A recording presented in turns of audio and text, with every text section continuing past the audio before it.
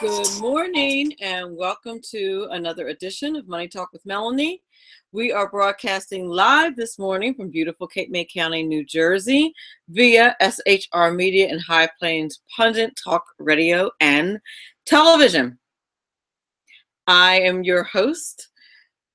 What's my name? No, kidding. I'm your host, Melanie Collette, your business diva, and happy to be with you this Monday morning. I do indeed yet have another case of the Mondays that I'm trying to get over. But I do, if you're watching me streaming live on YouTube or SHR Media, then you see that I have a humongous cup of coffee, which is really my Miss Cranky Pants elixir for the morning because yeah. Trying to cheer myself up a little bit because the struggle is Monday, and it feels like every single bit ounce of Monday that it could possibly be, but it's going to be okay because I have the remedy, which is this lovely cup of coffee that I'm about to just absolutely devour. So, anywho. I hope everybody is having a grand Monday morning and are all ready to get their week started. I have a very special guest. It is Holly K. Dunn, who is not only an author of a new book called Soul Survivor, but she is the sole survivor of a serial killer. If you recall 20 years ago, the railroad killer, she is a sole survivor of that, but can mildly be referred to as an incident. So I'm going to have her on the show because I'm having her on the show today. The structure or the format, I should say, of the show is slightly different. Instead of doing news during the opening, we're going to talk a little bit about federal funding and state funding and grant funding for crime victims. So I thought that we would frame it that way. Holly is a very special guest to have on, and everything in the world, fortunately or unfortunately, almost everything centers around resources and money. But also, she has a very important message that I think needs to be heard. So that said, she is our special guest today. Also, the 5 minutes of personal finance. We're going to talk about going back to school and how to save money on school supplies, doing something called deal stacking. And listen, deal stacking can be done really with anything, quite frankly. But in the case of back to school shopping and shopping for your kids for back to school, you have a very specific purpose in mind. So deal stacking comes particularly in handy in this case. So we're going to talk a little bit about that today. What else? Okay, so before we get to that, a bit of housekeeping. I'd like to thank Eva Rosenberg, aka the Tax Mama, for being our sponsor today. If you have not been to her website, taxmama.com, make sure you go there. Ron Edwards is in the chat. Oh, sorry. I just get very excited when I see Ron Edwards.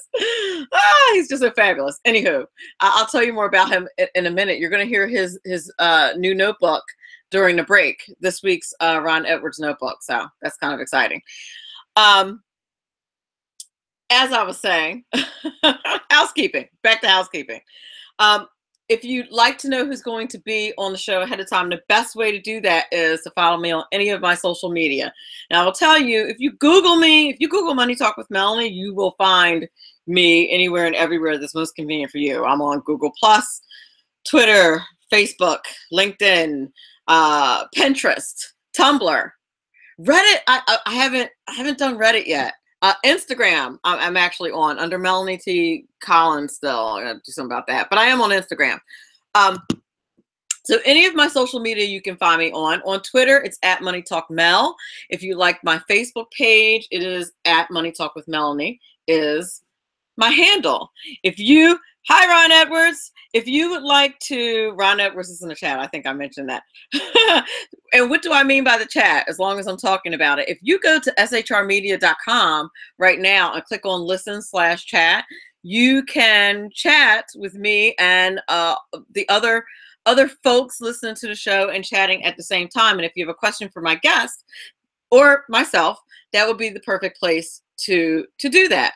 Would be to enter the chat at shrmedia.com, where you can listen to the show and also come into the chat room. If you'd like to call me for any reason, tell me that you, I don't know, think my shirt's a little too busy or something, or you don't like yellow and pink together, or maybe, give me an idea for the 5 minutes of personal finance. That would be good. Or a guest suggestion. I would love that as well. Or you'd like to be a guest on the show. Give me a call at 937-756-6639. I'd love to talk to you. What else do we have? Oh, okay. So I said that I was going to, instead of doing the Money Talk news report, which is what I usually do around now, I am going to frame the discussion that we're going to have this morning with Holly K. Dunn, who's written a book called Soul Survivor, and it's about her having survived a horrific crime. Now, just so you know, we are not going to be. This is about being a survivor, so we're not going to be going into the ins and outs and details of the horrific crime, but rather we're going to talk about being victorious. But before we do that, I do want to talk a little bit about the monetary aspects of what is available in regard to funding and grant funding and grants for crime victims, and what is in the budget for that. So just so the information is out there. So Congress does set aside what they call an appropriation cap, meaning they appropriate funds for crime victims every year. There's an office of victims of crime, I believe is what it's called, and it's called the Office of Victims of Crime, like .gov. If you look that up, you'll be able to find that website. Actually, let me make sure. OJP.gov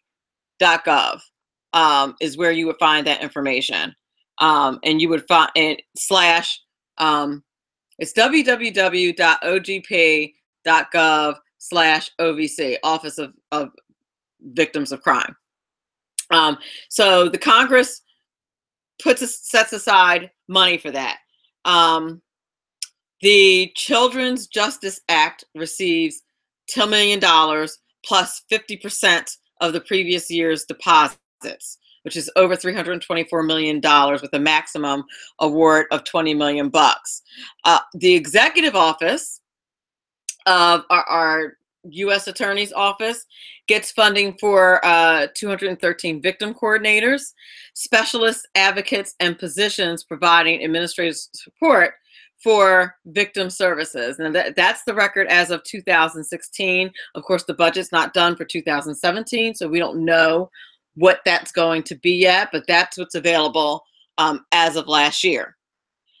The FBI also gets funding for victim specialists, and they're assigned to field offices with the FBI all over the country, and they personally assist victims of federal crimes. They provide information on criminal cases and progress throughout court proceedings is what that money is spent for. Also, there is a national federal, or I should say federal, victim notification system that gets funded as well to the tune of $5 million. So it's kind of, as I was reading through this information last night, basically, or very early this morning, depending on how you look at it, I thought at least our money, hopefully, this money is being spent exactly the way they're saying it's being spent. And at least some of our tax money goes to something good and just doesn't get wasted. Now, the remaining balance, which is 5%. Now, this part I'm uncomfortable with. is a discretionary fund. You know, whenever the government, you know, government and discretionary are just not great words to have together. I'm just saying. So whenever you have, you know, discretionary and the government, I'm just like, ew, like, what are they doing? But the other 5% is discretionary, and states do also have grants with individual compensation formulas, but the compensation formula doesn't exceed 47.5% of the remaining balance of the state's compensation payments. And I know that sounds a little bit complicated, as most government things tend to do, but that's the way it works. Now, in a few minutes, wow, why are you saying that? In a few minutes, sorry, I was talking to my computer. I do that. In a few minutes, we're gonna have that is Miss Holly. We're about to go to commercial break, but that ding dong you heard was my meeting application announcing Holly's arrival. So we're going to be back in a couple of minutes. You're listening to Money Talk with Melanie. This is your business diva, Melanie Collette. We'll be back in a few minutes with our special guest, Holly K. Dunn, this morning.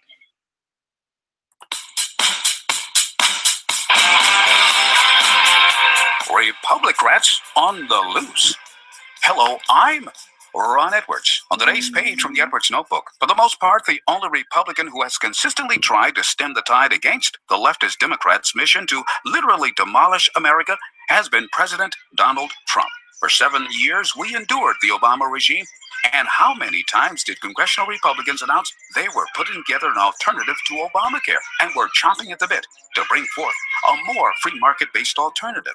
It was the free market system that years ago afforded the opportunity for America to produce what was the best overall medical care system on earth. Give us a Republican president, they yelled. So we the people delivered, and yet 7 months into the Trump presidency, and the Republicans have failed to send a good medical care plan to the president for his signature. Deputy Droop-along look-alike Mitch McConnell blamed Trump for not understanding the slow workings of a democracy as a reason for no medical care plan. What a big fat lie. The truth is, McConnell, Ryan, and others are in bed with insurance company lobbyists and are also trying to help Democrats stop Trump's America First agenda. But ultimately, the ordained Trump presidency will prevail over those who have no regard for we, the people. I'm Ron Edwards.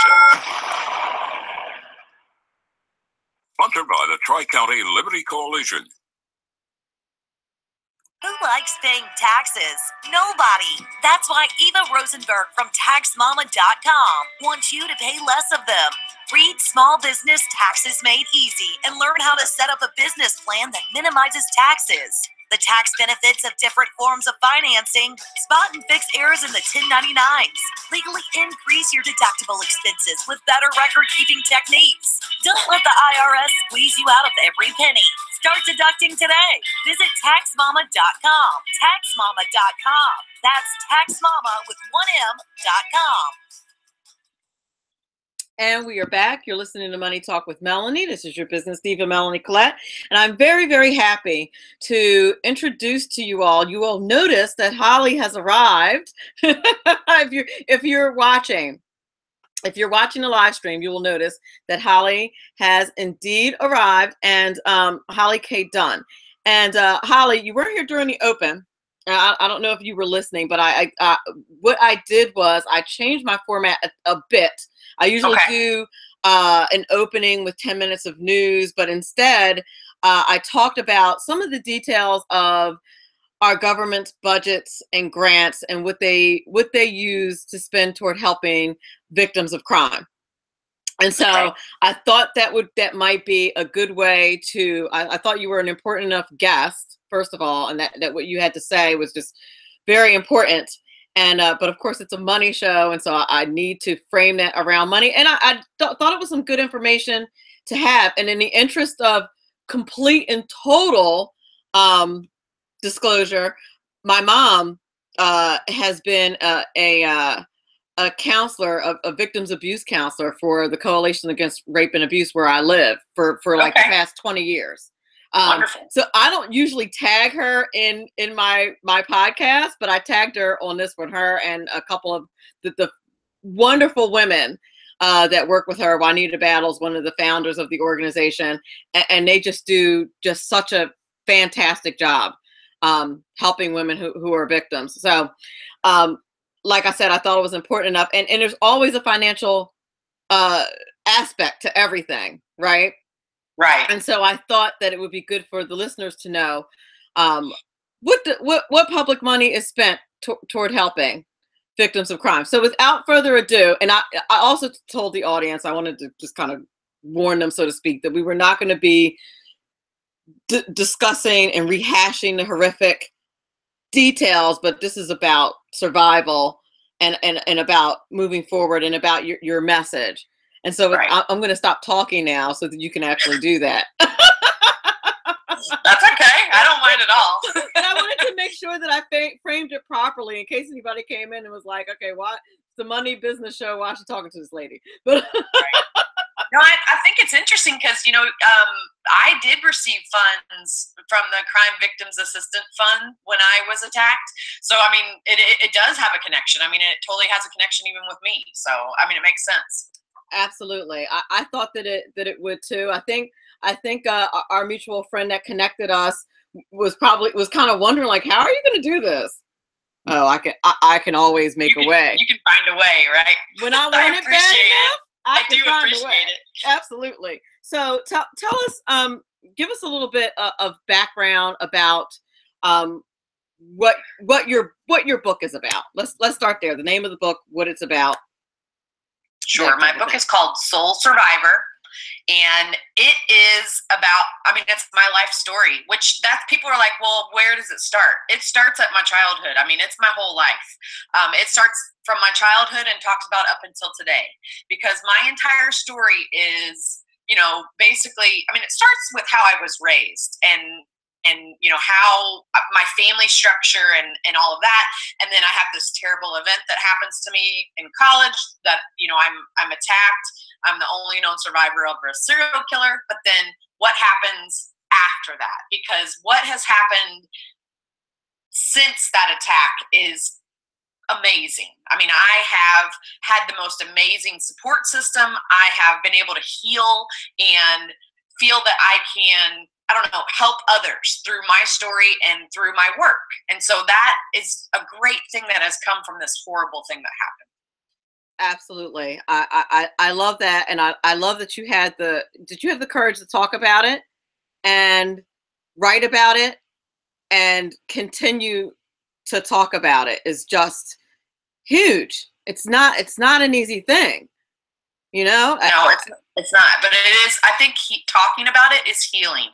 And that's what I tell everyone that I am in contact with, all the victims that I talk to. I feel that once you can talk about it or write about it or sing about it or anything that how you get it out of you, and then it doesn't affect you. You can start healing. You can start feeling that it's not affecting you so greatly, because if you keep these things inside, it's going to bubble up in other ways in your life. And I think if you talk about it, if you get it out of you, it doesn't affect you, or at least not as greatly. Now, was that your impetus for writing the book? Was that your reason, or were there a number of reasons? There were a number of reasons, but you know, something that I did after my attack was to seek out every book I could find that survivors had written. I wanted to know I wanted to know I was normal. I wanted to know that what I was going through, other people went through. And I joined a support group that helped me to know that too. But I seeked out every book I could find that was written by a survivor. And so I think in me wanting to write a book, I wanted to join the ranks of all those women that helped me with their books that they wrote. So and I hope that my book inspires someone, that it maybe I would hope that it would prevent something from happening, that it would, you know, just create awareness. And that would, I mean, that is the goal. That is, if one person reads it and they feel inspired or feel that they can go on with their life, then it's done its job. That's exactly what I wanted. Wow. I like that. Now, I did want to talk about one. I didn't read the entire book just because everybody knows what they can handle, right? like right. what their threshold is, especially when you're a woman of a certain age. Um, you get to a point where you just kind of know. I believe it. You know what I mean? I think I'm there. You know, of that not certain age. my age, but I'm probably there. I'm sure. So, but there was a part that I noticed that talked about kind of related to a knowing that you might not have been in the right place, or like a series of things that happened where you may have had warning signs. Would you mind talking just a little bit about that? No, I don't mind at all. I think that you go through, when something terrible like this happens, you go through what could have happened. If I had done this, what could have happened? If I had done that, what could have happened? And I think I did that a lot. And I think that what I noticed when I started to do that, because I wanted it to be constructive. That could also be something that is not constructive at all if right. you're doing. But I wanted it to be constructive. So I started thinking, like, what were you doing, or what were you not noticing because you were so googly-eyed with your new boyfriend that you weren't paying attention to these things? But were your instincts telling you anything? Were my instincts telling me anything that night that I could have paid attention to? And, I think truly, if I had been paying attention to my instincts, I'm not sure I would have gone walking where we were. It was very dark. I'm not sure if I would have let our friends were, there were 4 of us. Our friends were with us. I don't think I would have let them leave. Some things that I think I wasn't trusting my instincts. And that's, I think, something that we as women do a lot, and we can do a lot, because it just, we kind of apologize for our instincts. We think that they're wrong. And so I just believe that our instincts are very amazing, and that we should pay attention to them and trust them. So trusting your instincts is something that I tell a lot of people to do, because there isn't a lot that we can do. We can empower ourselves to feel safer. And I think trusting your instincts is one thing that you can do. Absolutely. Now, and the reason why that stuck out to me is because I've looked at this instinct thing a few times over the years, and I'm a nerd. I'm a total academic nerd. Like, if there's a study about it, I'll read it. And I read this article about instincts once, and it basically was like one of those Psychology Today, like, where do our instincts come from? What is that thing in our gut, right? And one of the theories was, and this is the one that I makes the most sense to me, is that we know that our minds are always absorbing things, right? Even when we don't know it. And that our instinct, because our brain can work like this, our instinct, our gut, is just our brain using that information as quickly as we need it and saying, do this now. So it may, you know what I'm saying? So it may be I do. Tons of information that you have taken in, but your brain only has a split second to put it together and decide what to do. That's what your gut is. And so when you think about it, I think we think about our gut as just like woo-woo kind of thing, almost spiritual, but it's really just God-given science. Right. You know what I mean? No, that makes sense. That's a great way to describe it. Because I think we have useless knowledge at all times, but it's not useless. That's that information that's stored for our instincts. Exactly. And the thing is, we may not even know that we took it in, because, for example, right now, while you're sitting there and I'm sitting here, we're still hearing things. We're still seeing different things that we're not subconsciously absorbing, but our brain's still keeping it. I wish that I would be alive when they're done, like, figuring out what the other 90% of our brain does, because I have a feeling it's going to be kind of amazing, like, what we can do and what we'll be able to do once we know. Exactly. Although there's a part of me to think that God had a reason for slowing that down a little bit. Considering the state of the world today, there may be a reason for that. If everybody could use 100% of their brains, we might be in big trouble. So let me ask you about let me ask you about the law enforcement / financial aspects of the help that you were able to receive. Were they proactive in reaching out to you? did you have to reach out to them? How did that work? No, I mean, I wouldn't have known that it existed, that money existed. It was actually kind of a surprise to me. The prosecutor's office in Lexington, Kentucky actually contacted me, and they had applied for funding for me, or that they were going to be applying for it for me. So no, it was very much by then. I didn't even know it existed. That was not something that I knew about or that I planned to get. I didn't think that even existed. So I wouldn't have known about it if the prosecutor's office hadn't helped me through that process. Wow, that's incredible. So I would imagine that I'm hoping that must be standard procedure. Now that was 20 years ago. I would think that so I would think that they've hopefully stepped up their game since then. And yeah, and I mean, it's unfortunately that's not something that you really know or that you really think about or know about until you need it. And that's if you do. And unfortunately, that's who's going to know who needs it is police. People in those arenas, they're the ones that are going to know who needs the funding. And everyone, whether it's a financial need or not, if you're a victim of a crime and it's funding that's available, you deserve that money, that you're allowed to get that money. Absolutely. That's the one area where to be quite honest, I wouldn't mind the government splurging. Spend as much as you have to. Right. on that, please. Spend as much as you want, as much as you need. So in addition to governmental help, when I went through the open, I went through the many. There's an Office of Crime Victims, Office of Victims of Crime, that's part of the Justice Department, and they have their different allocations, and then they have some allocations toward the state, which can't be more than each state, which can't be more than 47%. But in addition to that, there are many, I would think, nonprofits. Like, for example, the organization that I mentioned that my mom has worked for 20 years is a nonprofit. Do you know of any nonprofits? Have you met up with any that do similar work since you've been since in your journey of healing? I should say it that way. I have I've worked closely with the Rape, Abuse, and Incest National Network.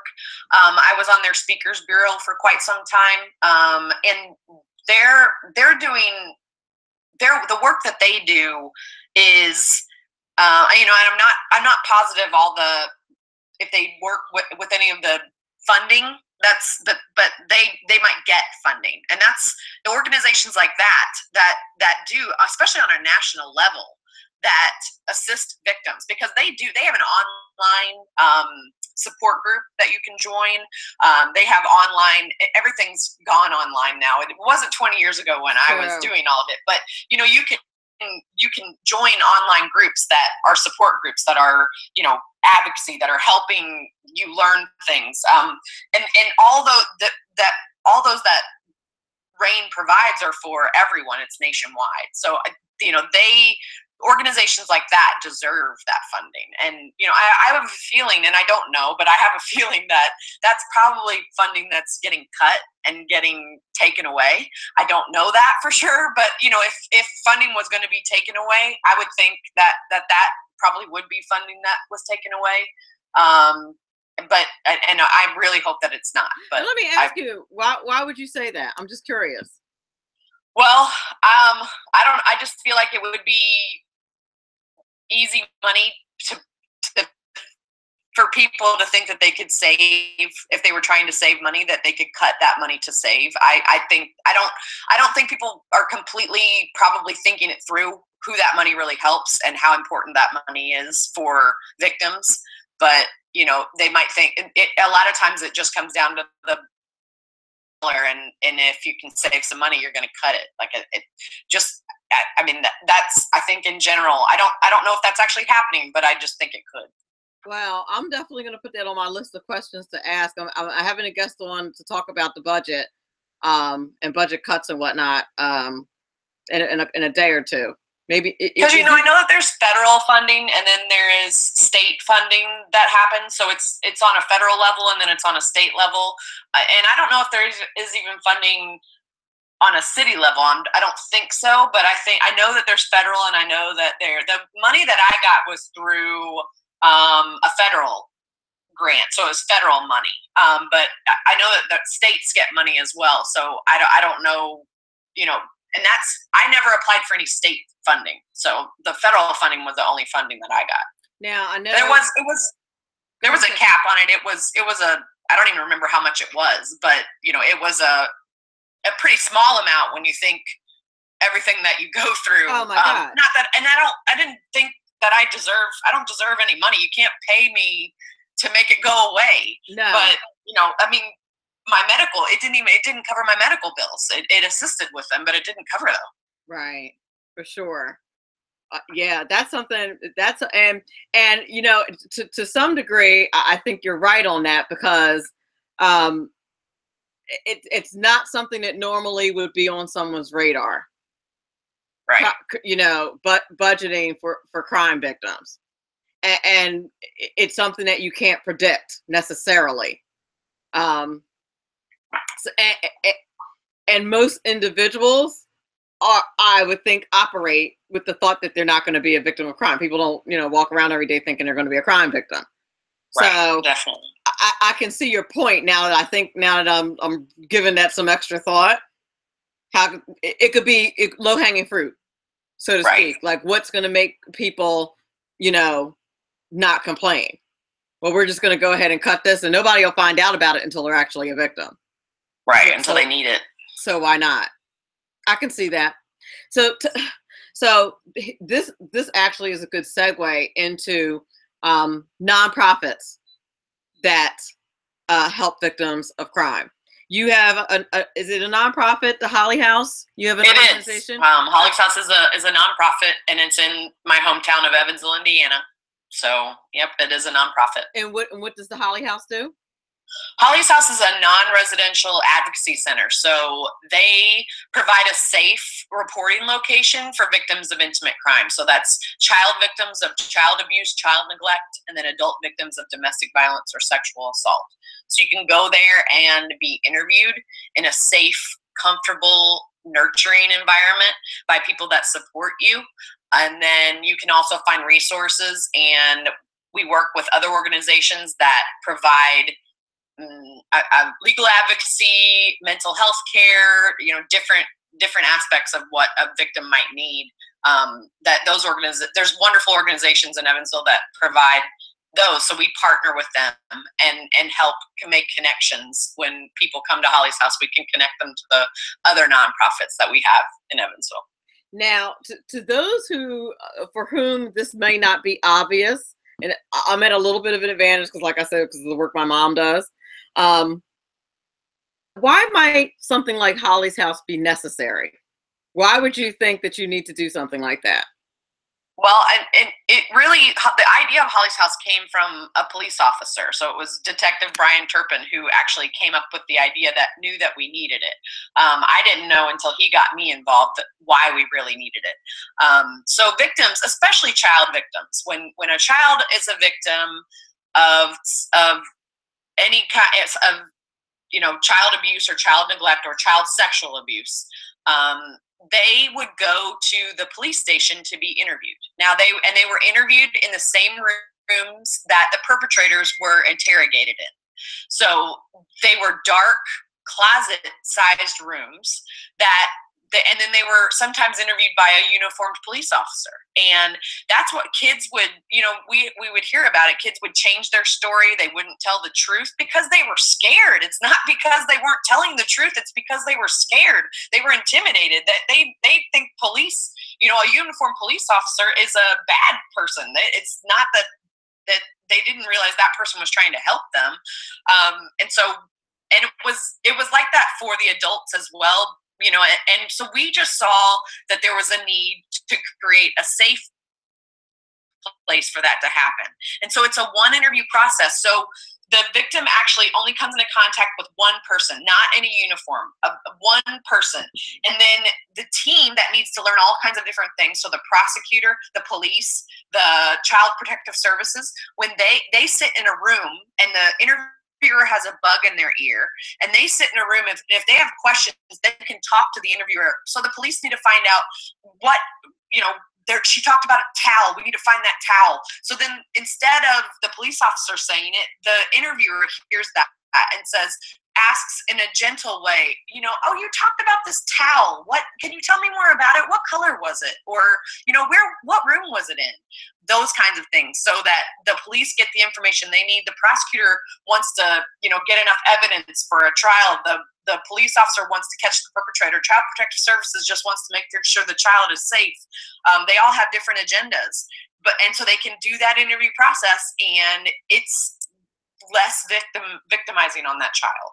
And so that's why Holly's House was created. And from that, Holly's House has grown in past years, that we are now doing programs where we're trying to prevent these crimes from happening. We're teaching kids in kindergarten through 5th grade about the lures that perpetrators use in a Think First, Stay Safe program, and teaching the kids how to not be victims.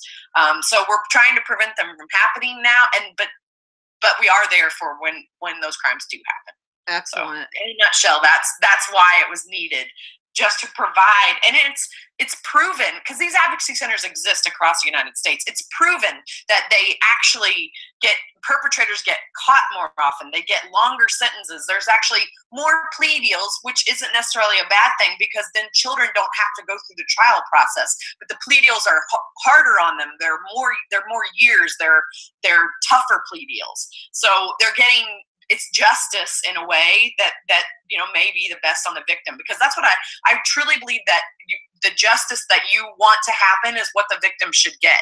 A victim should never be forced to testify in a trial. If they can't do it, if that's going to break them, if that's going to, be so hard, then they should never have to testify in a trial, especially a child victim. Exactly. And so, I believe that if a plea deal can be made, and it's a tough plea deal, and that person's going to be put in jail, that's justice. That's justice for them to not have to go through that horrible process. So, justice can mean different things for different people. Absolutely. I love that. I'm so glad you were able to tell us about that. We're going to go into a break, but on the other side of the break, I want you to talk to me about the resources for Holly's House and how you guys get that done, if you don't mind. Okay. Sure. You're listening to Money Talk with Melanie. This is your business diva, Melanie Collette. We have Holly K. Dunn with us this morning, author of Soul Survivor and survivor of the Railroad Killer from 20 years ago. And we're talking to her about Holly's House and being victorious rather than being a victim. Great conversation. I'm looking forward to getting back on the other side of the break and talking more about Holly's House. We'll be back in a minute. Hello, I'm Tim Hart. I'm the guy BZ hires due to his shameless contract with the SHR Media Network to voice his promos. He'd like me to tell you that the Bloviating Zeppelin's Berserk Bobcat Saloon radio show can be found on SHR Media Network, Spreaker, and YouTube every Tuesday and Thursday night at 11 p.m. Eastern and 8 p.m. Pacific, featuring right thinking from a left brain and doing the job the American media maggots won't. You'll find that the speech is free, but the drinks are not. There, in the saloon, just when safety pin manufacturers are running out of metal for the diapers of the leftists, BZ is sending his personal drones of freedom into the wheelhouses and ossicles of lovers of sovereignty and liberty nationally and globally. Broadcasting behind enemy lines in occupied California, BZ swears that no rights were harmed in the making of this promo. From the war front to the streets of our nation's capital, men of faith, Dr. Michael Jones, the underground professor, and Kenneth McClinton, the exceptional conservative, bring both constitutional gravitas and spiritual perspective on today's issues to the most influential Christian urban talk show, 9:05 p.m. Eastern, Thursdays.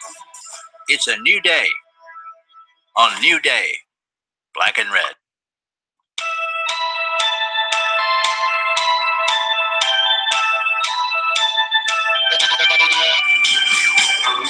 Hey, it's Jersey Joe from the Reaver, Common Sense.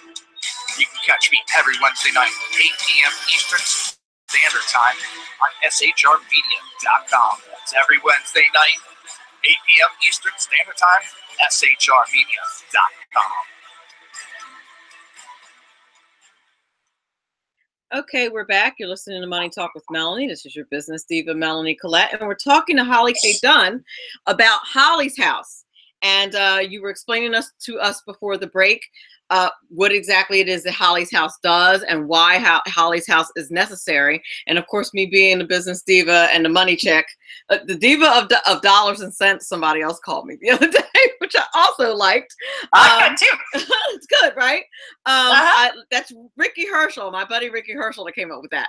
I'd like you to tell us what resources you use, how it is that you're able to finance Holly's House. So Holly's House is really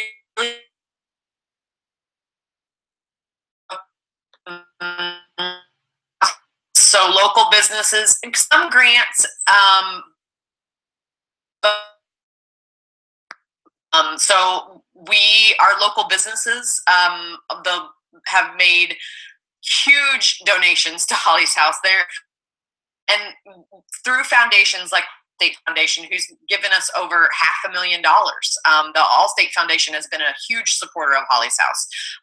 And so it's through funding like that, like the Allstate Foundation, and then through local businesses. Holly's House does not get any funding from our local United Way. We don't get any funding really federally.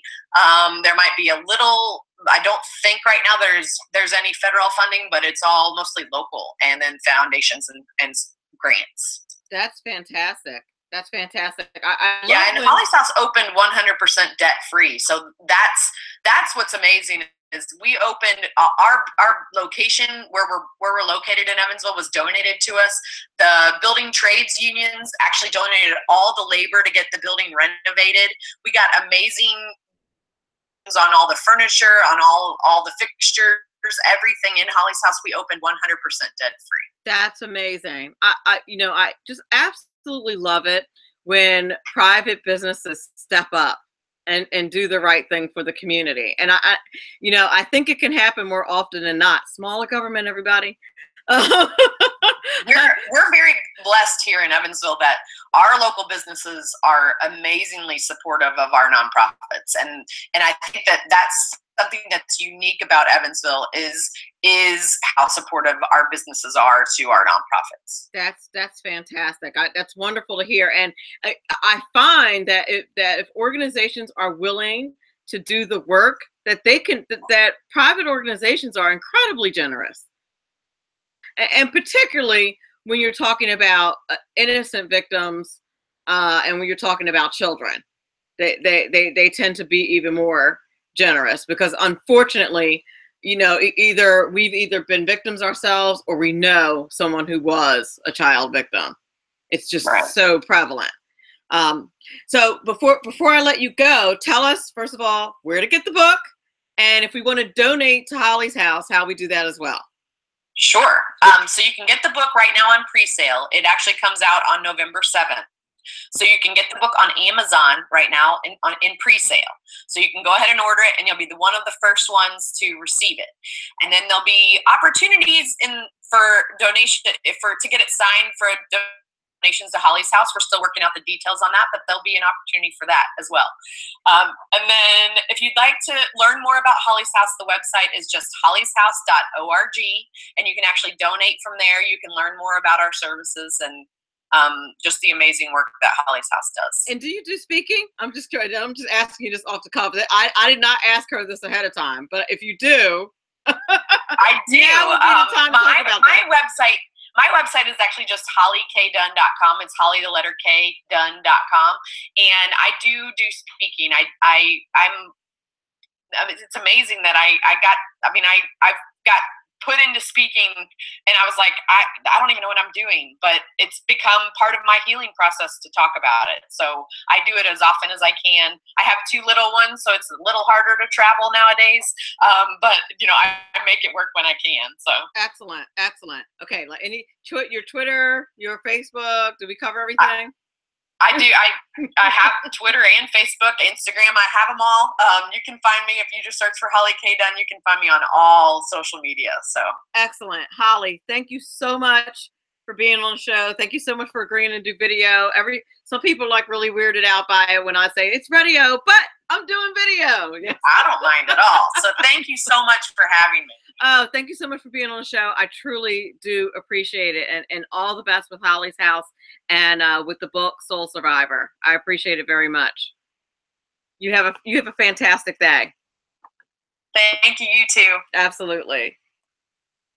Okay, that was Holly K. Dunn, everyone. And I'm going to make sure that when I post the podcast, I post all that information about Holly's House and about her book, Soul Survivor. Just what a terrific interview. Just fantastic guest. I'm so glad that I was able to get her on the show. So here's one of my takeaways as someone who is a diva of dollars and cents. That might be my new moniker. Anyway, when we're watching this budget coming up, let's just make sure that we keep an eye on the amount of money that may or may not be taken away from the Office of Crime Victims. Let's make sure that they don't chop that up in the name of, saving money that people are not going to holler and scream about. So I'm gonna make a commitment right now to make sure that I keep an eye on that budget line item and make sure that they don't slice a ridiculous amount of money out of it. And if they do, I will certainly let you know. That being said, it is time. It is time for your 5 minutes of personal finance. And your 5 minutes of personal finance today is talking about how to save money on school supplies with deal stacking. So what is deal stacking? Well, think of it in terms of saving money on steroids. Over the past few months, I have given you all several different ways that you can save money, right? You can do something called Ebates, which is using the portal. You can do coupons. You can do gift cards. Deal stacking is basically doing everything at one time. That's what deal stacking is. And here's how it works. So, and we're in the context of back to school, because the kiddies will be back to school in a couple of weeks. And since I'm not teaching anymore, I'm not worried about it. Usually, I'm a recovering public school teacher. Usually this is about the time of the summer where I start kind of freaking out and having teacher nightmares. And believe me, I know we had the summers off, etc. But teachers' brains are thinking about their kids and their classes pretty much all the time. I would say there's probably only 2 weeks out of the summer that we're really not thinking about our kids. And I don't even have any kids, and I still refer to them as my kids. When you're teach, it's just like that. But anywho, so here's how you're going to stack your deals for back to school. First thing you're going to do is start scouting out the deals now. Like if you haven't started, you need to start doing that today. And what I mean is sales, coupons, etc. The places that you normally shop. Okay, so that's the first thing.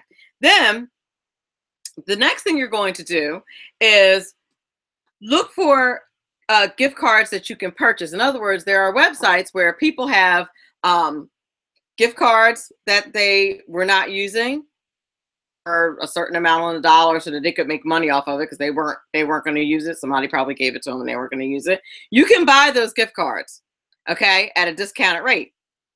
So that's the next thing you want to do. Places that you usually shop that you already know have bargains, you want to look for gift cards. There are several websites that'll let you do that. And you can also look on eBay and Craigslist and do a Google search for purchasing used gift cards. And used gift cards are actually not used. They're just gift cards that people have been given that they didn't use and now they sold. So you want to look for those. Now, this next thing is about credit cards, but only if you're going to pay this particular credit card off at the end of the month. Use your cash rewards. Make sure you go on your credit card's website. I know American Express is like really good for this.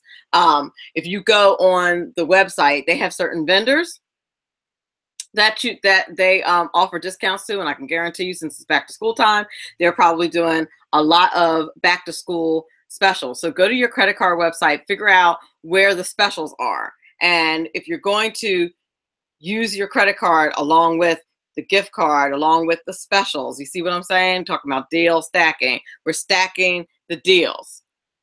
But only use your credit card if you're going to pay it off at the end of the month. Otherwise, you're not saving money.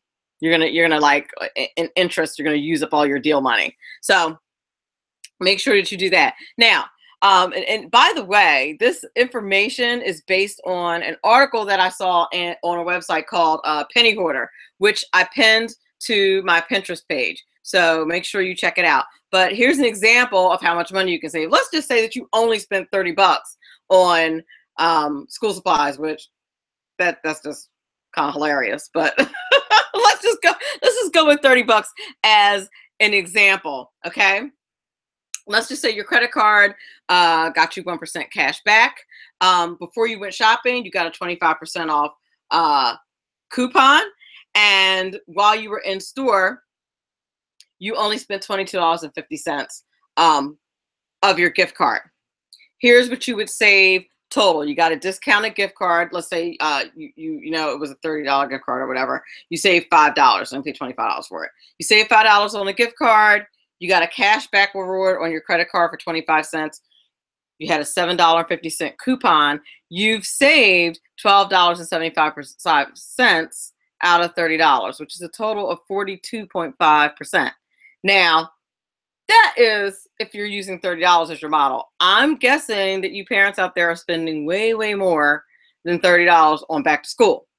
So that's how you do deal stacking. And remember, you can do that for any number of things. I would suggest you probably can do the exact same thing for Christmas shopping. And right after you recover from school shopping, you might want to start on your Christmas deal stacking shopping. Or, you know, my birthday's September 7th. You can start deal stacking for that too.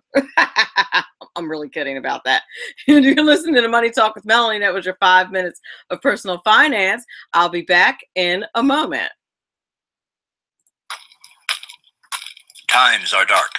The people are misled by corrupt politicians, lied to by establishment media, and deceived by the false messages of Islam. A nation looking for direction needs a guide. It needs a man with a cane. I'm Dave Milner.